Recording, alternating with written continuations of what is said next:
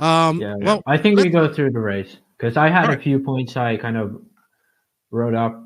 To start out with, Boots led every single lap. He made one crash just before the finish line, and that's where Ronnefalk got to his closest, which was like barely under 4 seconds. And after that, I think he did 2 crashes, both sort of at the back right corner. One they just barely caught on camera, and the announcers were clueless and didn't know what was going on. It was when David suddenly was within a second, and they were right there. Ronnefalk made a lot of mistakes trying to push too. Yeah, more than I've seen. He crashed like 10 times in the left-hand side double. Oh, that was his kryptonite. So, hey, let's do the video, and then we'll postpone any sort of ranting. Let's do the video first, because I know we'll cover a lot that's in the video. All righty then. I think we should take us all off screen for this. So here we have the intro to the start of the main. I really, like you said, I really like this stuff too.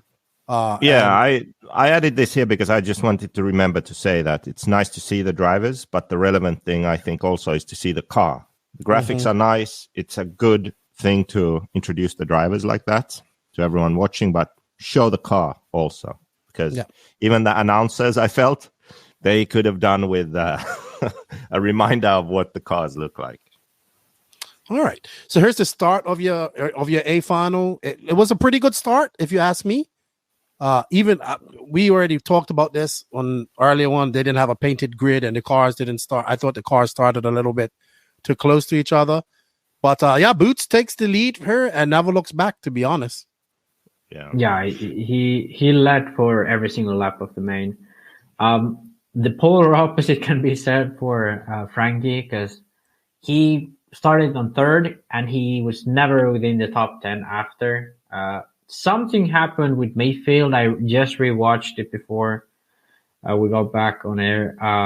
And I don't know what happened because it was off camera, but something happened between Frankie and Mayfield. And they both fell to the back and kind of never really made it back from there.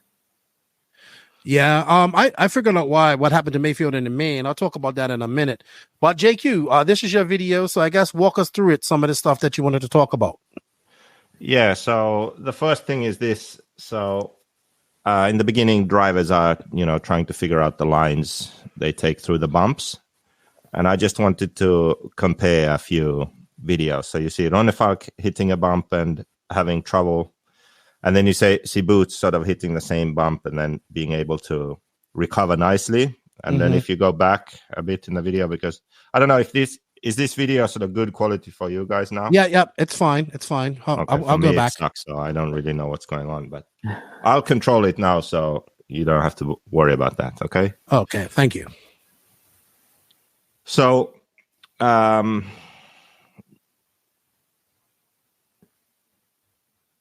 so we see Ronnefalk hit a bump, and then it takes a long while for him to recover. Is that what we're looking at right there? Yeah. And then Boots hits the same bump. Boots hits the same bump, and then he sort of actually hits 2 bumps and just keeps on going. Then I found another example where he hit it and got off worse. And then we'll watch them side by side, and you can just see that even when Boots hits it badly, he can still recover and has more forward drive and sort of carries his momentum better than Ronnefalk. So you can see them side by side at slow motion after this. Yeah, I think it's quite obvious how much of a difference it was all throughout qualifying as well. Boots was the only driver who could recover like this. He bounced around and then immediately back. Oh yeah, you can. When it wasn't that side-by-side comparison, you can see the big difference between both of them. Yeah. By the way, if you're listening to this on our audio-only platform, please come over to the YouTube side and check it out, because this is actually a very good video. Go ahead, JQ. Yeah, so then that forward drive and sort of the loose rear end, I think that was an issue for Ronnefalk, which was obvious here on the left side of the track with these doubles, because he had a number of problems there, and I just compiled a few here so you can see. So not getting enough forward drive to jump the double, and then Boots taking the exact same line, basically. So there were some bumps in the corner, and you can say like, oh, you just have to pick a better line. Yes, that's true. But then in this example, you can see the difference that the setup makes, because they take the exact same line, do the same thing, and then this is the difference. So yeah, I talked about this before JQ came on, and I argued that Boots just took a better line all the main throughout this, but yeah, here they are pretty much the same. But I still argue Boots was more conservative with his lines. Ronnefalk was kind of optimistic, even though he made mistakes one after another at this section. He still kind of tried to keep it on the inside. So I think he could have switched it up a bit. But yeah, I do agree that forward drive. Yeah, and I think some of these are like the very next lap this happens. So this is like obviously a sort of problem section for him in the main.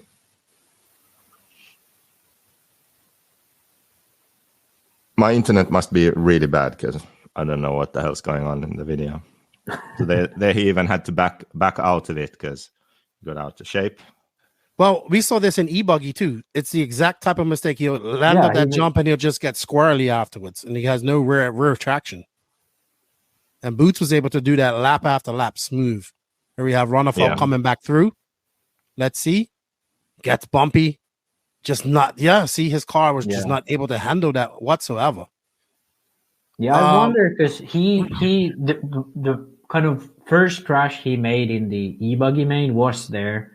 I wonder why he didn't like change it up at any point of the race. He kept making that mistake from the whole weekend, pretty much, in the main. Yeah, and one of those was actually when you saw Boots running there. You saw that at that point, Ronnefalk was just like 1 point something behind him. But you can just see on the corner of the screen when he enters the double section and he crashes. But they are following Boots, and then when Boots does this double going back, you see the marshal running away. So Ronnefalk crashed there and lost like 4 seconds or something. That was one of the clips. But then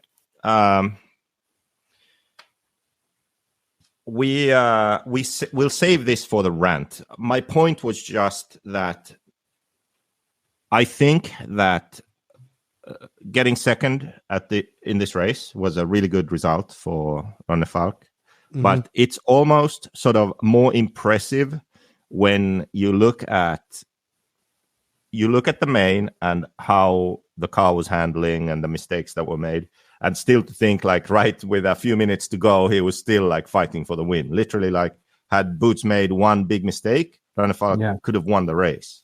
So that's really impressive, taking into account that when you look at these clips, it's obvious to see that his car wasn't handling as good as Boots' car, and he made more mistakes than Elliott also.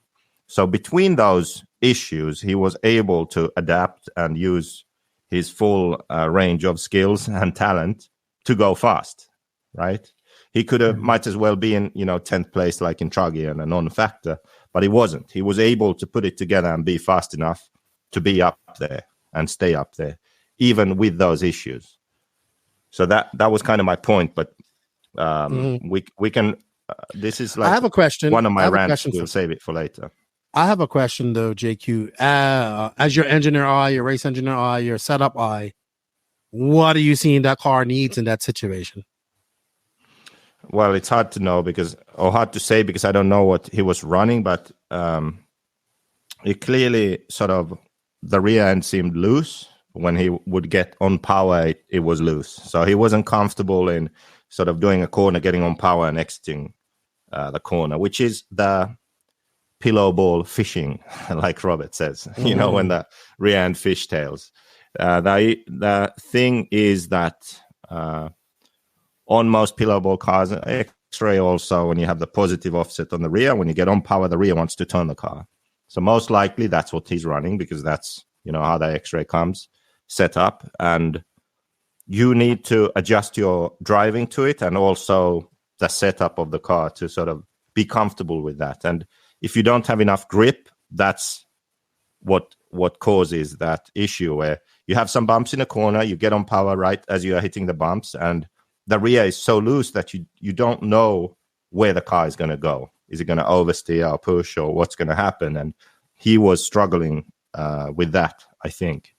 And well, it's like oh, the car doesn't jump and land well. Well, I think it's more because he wasn't able to accelerate with traction straight into the jump. That was more the problem. And then that's what caused the sort of bad jumping, I would say.